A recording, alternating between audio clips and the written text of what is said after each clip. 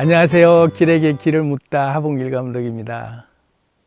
오늘은 방법은 몰라도 된다 2. 제가 올린 영상 중에 방법은 몰라도 된다 라는 제목으로 영상을 하나 올렸는데, 그 영상을 보시고 의문점이 생겨서 댓글로 질문이 올라와 있더라고요. 교사분이신데 누군가를 가르치기 위한 그 교수법이라고 하는 게 엄청 중요한데 그걸 몰라도 된다라는 게 좀 뭔가 좀 이해가 안 간다.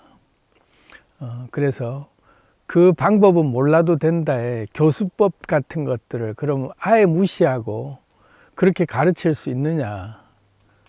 그런 어떤 매뉴얼들이라는 게 정해져 있는 뭔가에 따라서 가르쳐야만 거기에 어긋나지 않게 가르칠 수 있는 거 아닌가. 뭐 이런저런 이제 그 걱정도 되고 의문이 좀 생겨서 아마 질문을 하신 것 같아요. 그래서 거기에 대한 그 답변으로 2, 방법은 몰라도 된다 2에 대해서 왜 그래야 되는가 구체적으로 좀 더 깊이 있게 설명을 좀 드리도록 하겠습니다. 아무리 위대한 성현들의 가르침이라 할지라도 그 가르침을 조백이라고 하는데 술찌꺼기로 여길 수 있어야 된다, 이런 말을 장자가 윤편이라고 하는 경전에 그런 구절을 써놨어요. 그건 역시 장자의 말이 조백으로 여길 수 있어야 되지만, 어쨌든 위대한 성현들의 깨달음과 경전들 같은 가르침들을 대하는 자세가 어떠해야 되는가에 대해서 아주 일침을 놓은 말이죠. 전곡을 찌른 말이에요. 아무리 위대한 성현들의 가르침이라 할지라도 그 가르침에 얽매여서 그대로 따라서 살려고 해서는 안 된다. 조백에 나와 있는 그 의미가 술찌꺼기라고 하는 게 그냥 다 허접 쓰레기다, 다 필요 없다, 아무것도 뭐 들을 필요도 없다, 이게 아니라 온전히 소화가 되고 다 용도를 다한 뒤에는 술찌꺼기처럼 버릴 줄 알아야 된다, 이런 말이거든요. 그 윤편이라고 하는 그 책에 어떤 일화가 있냐면, 수레바퀴를 깎는 장인이 있는데 그 수레바퀴를 깎는 장인이 자기가 모시는 그 왕의 그 옆에서 수레를 깎고 있다가 그 왕이 이렇게 경전을 읽고 있는 걸 보고, 지금 읽고 있는 그 내용이 어떤 글을 읽고 계십니까 하니까 위대한 성현의 가르침이니라 그랬더니, 술찌꺼기를 읽고 계시는군요. 이제 그랬더니 그 왕이 이제 너무나 화가 나서, 네가 한 말이 지금 나를 납득시키지 못하면 당장 너를 목을 베겠다. 설명을 해봐라. 왜 술찌꺼기냐 경전이. 그랬더니 제가 미천한 놈인데 수레바퀴 깎는 걸로 평생을 보냈는데, 이 수레바퀴 깎는 것만 해도 손맛에 따라서 조금만 달라도 수레의 결과가 완전히 다르게 나오는데, 그 미세한 손맛을 그 누구에게도 가르쳐 주는 게 불가능하더라. 자기 몸으로 다 체득하면서 얻은 노하우를 누군가에게 이걸 말로 설명을 해주거나 아무리 설명을 해줄래도 이거를 남자에게 좋은 거는 분명한데 이게 말로 설명할 길이 없네 하는 것처럼, 말로 설명할 길이 없는 거를 수레바퀴 깎는 거 하나만 해도 그런데, 인생의 위대한 진리나 깨달음들이나 이런 가르침들이 심오한 뜻을 담고 있을 텐데 그걸 과연 저 글로 얼마나 잘 전달할 수 있을지 의문이 들어서 자기가 그런 얘기를 한 거다. 근데 거기에 이제 임금이 아주 큰 감명을 받았다. 그래서 그게 두고두고 전해 내려오는 경전으로 이제 소개되고 있는 거죠.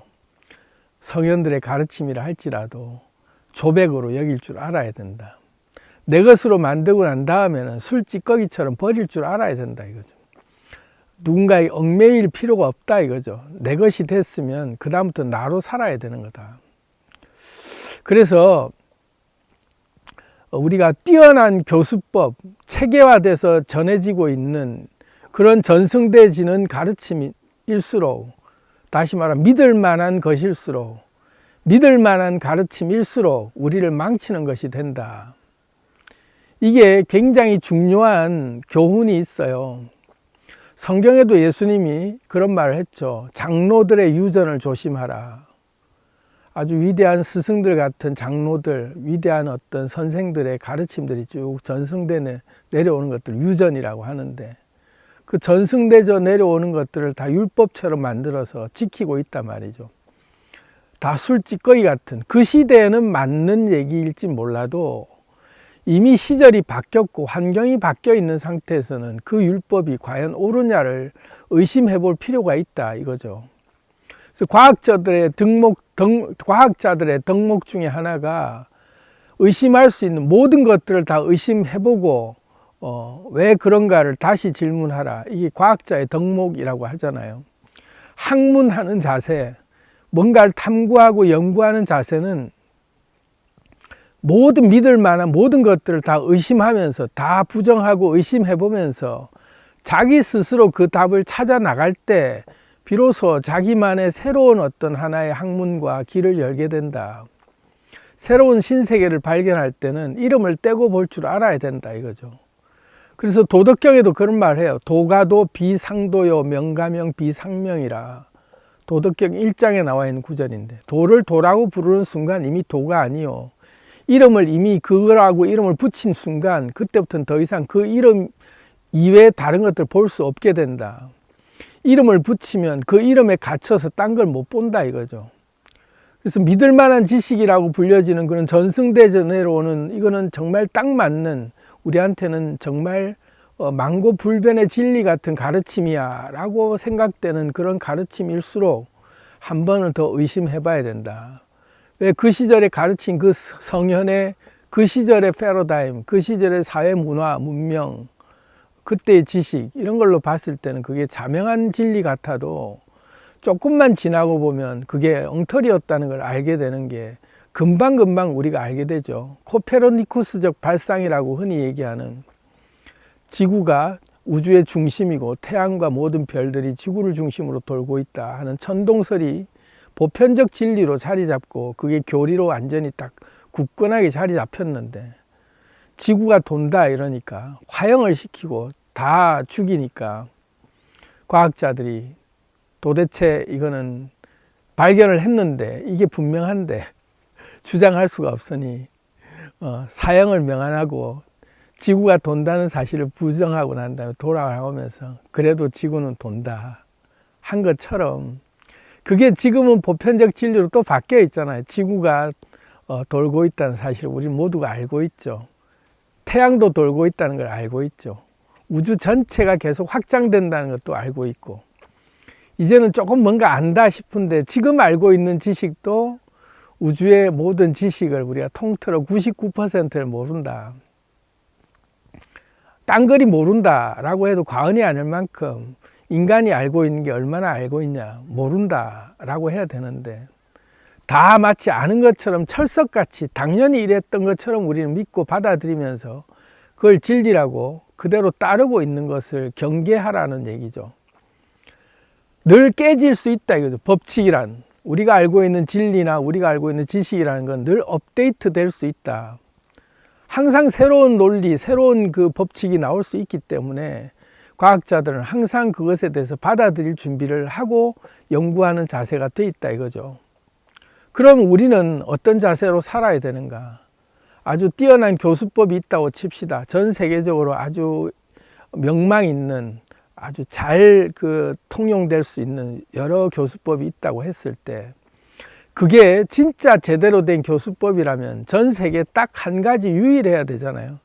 근데 나라마다 다르죠. 문화권마다 이 교수법이 맞는 나라가 있고 아닌 나라가 있잖아요. 전 세계적으로 통일된 교수법이라는 건 그딴 건 없어요. 다 나라의 실정에 맞춰 다르게 적용될 수밖에 없죠. 그럼 그 나라의 고유한 교수법이 또 하나 정해졌다고 쳤을 때 그게 진리라고 또 주장할 근거가 있느냐? 아니다. 시대에 따라 또 바뀌는데, 우리나라 교육계뿐만 아니라 교육계가 아주 지금 만성적인 문제를 앓고 있는 근본적인 그 문제가 권위적이 돼 있고 보수적인 부분들이 너무 강하기 때문에 옛날부터 늘 가르침이라고 하는 믿을 만한 가르침이라고 하는 그 교수법들에 너무 얽매여 있기 때문에 새로운 교수법이 나올 수가 없는 상태로 짓누르고 있죠. 누군가 새로운 교수법으로 학생들을 새롭게 가르치고자 할 때, 야, 그러면 안 돼. 그건 이단이야. 그건 검증되지 않은 거니까 그렇게 가르쳐서는 안 돼. 라고 얘기를 하고 애초부터 싹을 잘라버리잖아요. 그러니 아이들이 제대로 된 교육을 받을 수가 없는 실정이 돼버려요. 교사 수가 예를 들어 10,000명이다. 이러면 10,000가지의 교수법이 있어야 된다. 그 교사마다 자기 인생을 가지고 아이들에게 자기 삶을 근거로 해서 자기 삶을 가르치고 나누고 알려주면서 그 아이들에게 또 하나의 영향을 끼치고, 그 아이들은 이 선생이 이런 가르침, 이런 색깔을 배우고 또 딴 선생님은 딴 가르침에 딴 색깔을 배울 수 있어야 다양한 가르침 속에서 어떤 선생 하나가 다 절대 진리라고 하는 선생이 아무도 없고 내 것은 이거니까 너는 이걸 참고해 라고 얘기해 줄 수 있는 교수법이야말로 진짜 제대로 된 교수법인데, 틀에 맞춰 권위주의적인 어떤 하나의 획일화된 그 교수법에 맞춰서 이렇게 안 배우면 잘못 배운 거고 잘못 가르친 거야 라고 낙인을 찍어버리면 더 이상 그 새로운 교수법이 나오는 게 불가능하죠. 몇몇 권위자들에 의해서만 만들어지는 것이 진짜 제대로 된 것이라고 주장하고 있을 뿐인데, 그거야말로 시대착오적인 발상이에요. 사람마다 다 다르고 지역마다 다 다르고 가정마다 다 다른 교육 환경에서 받아들이는 사고 체계가 달리 돼 있는데 획일화된 교육이라는 게 가능한가? 절대 불가능한데 그거를 지금까지 미련하게 계속 주입시키고 있다는 게 참 아직까지 시대착오적인 발상이에요. 그러니 이 틀이 좀 바뀔 필요가 있는데 안 바뀌고 있죠. 워낙 강력하기 때문에. 워낙 강력한 틀에 맞춰서 매뉴얼화 돼버린 교육 체계가 없으면 교육 시스템이 붕괴된다라는 불안감 때문에 매뉴얼화를 엄청 강조하거든요. 그래서 선생님들의 하는 업무가, 주된 업무가 가르치는 업무보다 서류 작업이 더 많다 그러잖아요. 교육계획안부터 어떻게 가르쳤는지 피드백에 대해서 늘 보고하고 그것에 대해서 기준에 맞췄는지 안 맞췄는지 평가를 받고, 그 평가대로 잘 하는 사람은 우수한 교사고 그렇지 않으면 잘 못 가르치는 교사가 되고 그렇게 된다 이거죠. 영화 죽은 시인의 사회라고 하는 영화에 보면 키팅 선생님이 아주 인상적인 가르침을 하잖아요. 까르페 디엠 이러면서 학생들이 거기에 충격받고 명문 학교에서 아주 부유한 집안에, 뼈대 있는 집안에 그런 전통과 체계를 중시하는 그런 교육의 틀에 딱 매인 삶을 살아온 학생들에게 일탈을 경험하게 해주면서 가르침이라는 게 이게 다가 아니다. 너를 찾아라 라고 하는 핵심을 알려주니까 아이들이 이제 그때부터 고삐가 풀리기 시작하니까 학부모들로부터 엄청난 원성을 듣고 그런 이제 스토리죠. 그러니 시절이 아무리 지나도 참 쉽게 안 바뀌는 게 교육 환경일 수 있다. 부모들은 조바심이 나죠. 검증된 교육을 받고 싶게 하고 싶은 그런 열망이 있기 때문에 누가 좀 잘 가르친다 그러면 거기로 우리 아이를 가르치고 싶은 그런 열망이 있어서 어떤 믿을 만한 교육이라는 걸 자꾸 의지하고 싶은 게 부모의 마음일 수 있는데, 이제는 좀 바뀌어야 돼요. 그러면 그 바꿀 수 있는 게 어디에서부터 바꿀 수 있는지를 좀 우리가 살펴볼 필요가 있다. 핵심은 뭐냐면 훌륭한 스승, 훌륭한 교사란 자기 것을 아낌없이 다 내어주고 가르쳐 줄 각오로 그런 자세로 알려주되, 다 가르쳐 주고 난 다음에 학생에게는 너는 이것을 네 것으로 만들어라. 소화시켜서 네 것으로 만들고 너는 너 자신이 되라. 이렇게 가르칠 수 있는 교사야말로 진짜 교사가 될 수 있죠. 그런데 너는 나한테서 배웠으니 내 가르침 그대로 해야 된다. 나한테 배웠으니까 내가 가르쳤어. 쟤는 다 나한테서 배운 애야. 라고 으스대고 싶은 마음에 계보화 시키려고 그러죠. 누구한테서 배웠다 할 때는 그 스승에게 배운 그대로를 잘 따라하는 자만이 잘 가르침을 받은 자로서 뭔가 충실한 학생, 모범적인 학생이 될 수 있고, 그렇지 않은 학생들은 불량 학생이 돼버리고. 그런데 위대한 철학자들의 계보를 쭉 보면 그 계보라는 게 달리 계보가 아니라 위대한 철학자들이 각자 자기만의 산맥을 만들잖아요. 각자 자기만의 학파를 만들면서 스승의 가르침을 정면으로 반대하고, 그러면서 자기만의 주장을 펼치면서 굳건하게 자기 논리 체계를 완성시킨 또 하나의 산맥을 완성하고, 또 그걸 붕괴시킨 또 다른 학파가 나오고, 수많은 철학의 그 갈래들이 갈라지는 모든 계기가 스승에게서 배웠지만, 그 스승의 말은, 또 그 위대한 어떤 그 현자의 말, 성현의 말은 그건 네 생각이고 내 생각은 이래라고 얘기할 수 있는 주장이 아주 긍정적인 문화가 형성된 게 철학이잖아요. 어떤 주장도 나는 내 나름대로 반박할 수 있다. 정의를 내리고 정의와 정리를 하고 논제를 정해서 그걸 확정시켜 나가는 과정에서 자기 온몸을, 삶을 들여서 실험해보고 그걸 증명해 내는 것들, 그게 철학인데, 우리가 삶을 살아가는 자세가 철학하는 자세 같은 그런 자세가 필요해요. 나는 내가 돼야 된다 이거죠.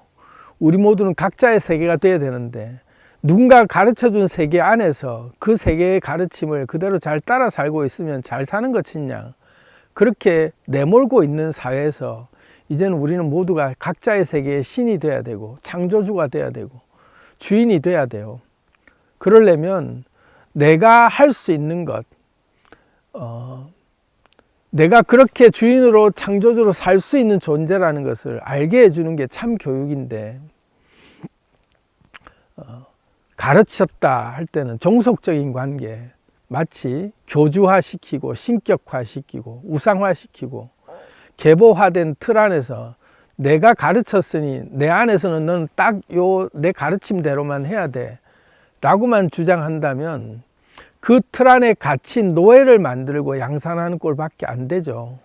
그래서 방법은 필요 없다라고 하는 게 본질적으로 위대한 가르침들, 그런 세상의 모든 지식이 다 쓸모없는 것이 아니라 그 세상의 모든 지식들을 내가 필요한 것대로 내가 온전히 흡수한 다음에 그 가르침에 얽매이지 않고 술찌꺼기처럼 여길 줄 알면서 나는 누구한테 배웠다가 아니라, 그래 참고는 했어, 그렇지만 나는 내 것을 만들고 나는 나로 살 뿐이야 하고 살아갈 때 방법은 필요 없다, 방법은 몰라도 된다라는 게 비로소 그런 말의 뜻이 숨어 있는 거다.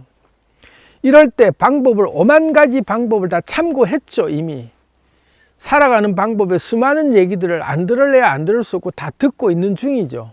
인터넷에 나온 정보들, 책에서 나오는 정보들, 또 이때까지 살아오면서 수많은 스승들에게 받았던 가르침들, 살면서 또 실수하면서 내가 몸으로 체득한 모든 것들, 그런 것들이 다 종합해서 쌓여서 나만의 노하우가 될 때, 그것은 누구 특정 누구에게 배웠던 그 가르침을 나는 그대로 따라하고 있다가 아닌 거죠. 그러니 방법은 필요 없는 게 되는 거예요. 그 방법대로 하고 있다가 아니라 내 방법대로 하고 있다가 그때 말할 수 있는 거죠. 그래서 아이들에게, 이제 지금 학생들에게 뭔가를 가르치는 선생님이라면 방법을 알려주기에 대해서 어떤 방법을 알려줘야 되냐, 방법은 몰라도 되지만 방법을 굳이 알려준다면 너는 너 자신이 되라라는 걸 알려주는 방법이 딱 하나다. 모든 걸 참고하되 다 소화시키되 네 것이 된 다음에 너는 너로 살아야 된다. 너만의 생각으로, 어떤 생각으로 어떤 시도를 하든 그 방법이 틀린 게 아님을 네 스스로 확신하면서 살 수 있어야 된다라고 지원해 줄 수 있고 응원해 줄 수 있는 존재야말로 진짜 스승이다. 그걸 창의적인 교육이라고 흔히들 표현을 하잖아요. 창의 교육이 요즘 아주 굉장히 이슈가 돼서 창의력이나 또 무슨 공감 능력이나 이런 것들이 0.001%의 상위 그룹에 있는 사람들의 자녀 교육 방법의 핵심 교육 방법들인데, 창의력이 딴 거가 아니죠. 방법은 몰라도 된다가 창의력이에요. 남들은 다 이렇게 하는 방법들, 이게 아주 우수한 교수법이라 이렇게 하면 실수 안 하고 잘할 수 있어라고 가르쳐 준 그 방법대로 만약에 성공을 했다 치더라도 실수하지 않는 법을 익힌 것이 아니라 다른 수많은 가능성을 다 놓친 게 돼버린다. 나만의 독창적인 방법으로 뻘짓을 하면서 엉뚱하게 사고도 쳐보고 뭔가 대형 사건도 저질러 보면서 내가 경험한 그 모든 방법들을 통해서 나만의 새로운 길을 만들어 갈 수 있는 게 창의력인데, 실수하지 않는 길만 잘 가르치는 교수법이 있어서 그대로만 잘 따라가면 다른데 한눈 팔지 않고 선생님이 인도하는 길로만 잘 따라 배운 학생이 과연 창의력이 얼마나 있을까요? 그건 세상의 경쟁력에서는 아주 도태되는, 아주 낙오자의 가르침을 받는 거예요. 그래서 학교 시절에 모범생, 범생이라고 불려지는 딱 공부만 하고 선생님 말만 잘 듣고 부모님 말씀만 잘 듣고 이렇게 살아왔던 학생들, 물론 올바르게 잘 자라고 잘 사는 사람도 많지만 세상이 가만두지 않잖아요. 세상은 급변하고 있고 항상 돌발적인 사건들 앞에서 내가 누군가에게 늘 가르침을 받은 대로만 행동하는 게 매뉴얼화되어 있는 사람들은 새로운 환경, 그 누구도 가르쳐 줄 수 없는 어떤 돌발적인 사태가 생겼을 때 아주 암담하게 좌절감을 느끼면서 자기 스스로 헤치러 나가는 방법을 찾을 엄두를 못 내기 시작해요. 그때 또 누군가의 선배 찾아가거나 선생님 찾아가거나 부모의 도움을 받거나 그런 영향력 있는 사람의 도움을 또 받아서 인맥이 좋으니까 해결은 할 수는 있을지 몰라도 계속 의존할 수밖에 없는 사람이 된다. 근데 어릴 적부터 그 누구 말도 안 듣고 그냥 반항심에 삐뚤어진 학생이라고 쳐도 몸으로 부대껴 가면서 오만데 다 자빠져 보고 그렇게 살아본 사람들은 누구한테 물어볼 대상이 없다라는 걸 일찌감치 알아버렸기 때문에 스스로 해결하는 법을 일찌감치 알고 있다. 그래서 모든 문제를 자기만의 방식대로 해결하는 법을 찾아가는 게 당연하게 여기기 시작하죠.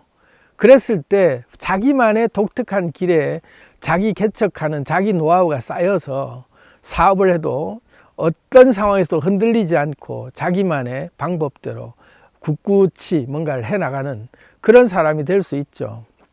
근데 우리가 흔히 걱정하는 게 잘못된 방법으로 뭔가 미련하게 잘못 가다가 엉망으로 하나의 그 패착이 돼서 폐인처럼 돼버리는 경우들이 있지 않을까요? 이런 이제 의문도 조바심도 들 수 있는데 걱정 접어두셔도 된다. 잘못된 방법이라는 게 왜 잘못된 방법이냐 하면 교수법들을 어디선가에 들었는데 그 학생이 어설프게 선무당처럼 딴 데서 잘못 들은 교수법을 따라하고 있을 뿐이에요.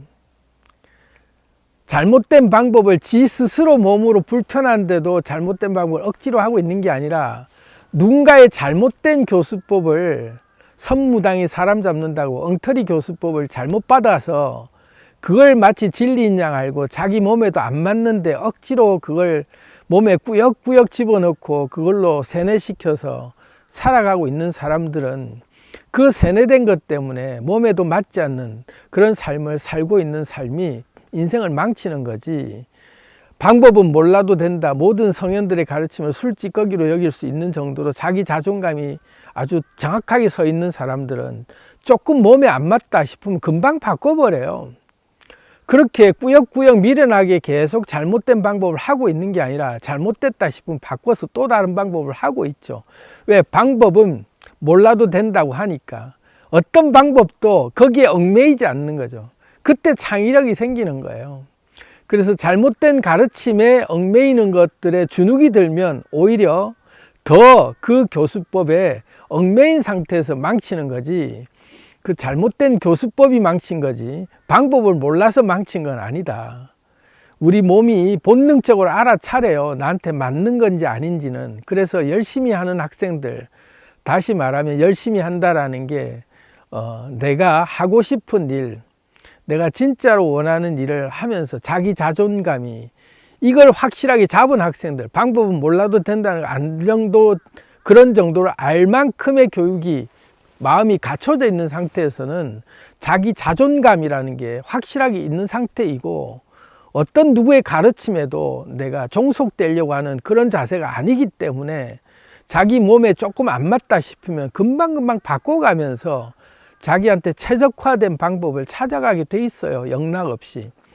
그리고 자기만의 인생에 자기 생에 자기가 주인이고 창조주고 신이기 때문에 그걸 명확하게 안다면 큐피트가 아무리 개구장이 짓을 하고 다녀도 큐피트만의 고유한 신성을 가진 그 사랑의 장난질을 하고 다니는 그런 아주 짓궂은 장난질을 하고 있는 뭔가에 그런 악마 같아도 그게 큐피트인 걸 어떻게 하고 그 나름대로의 생을 인정해 주잖아요.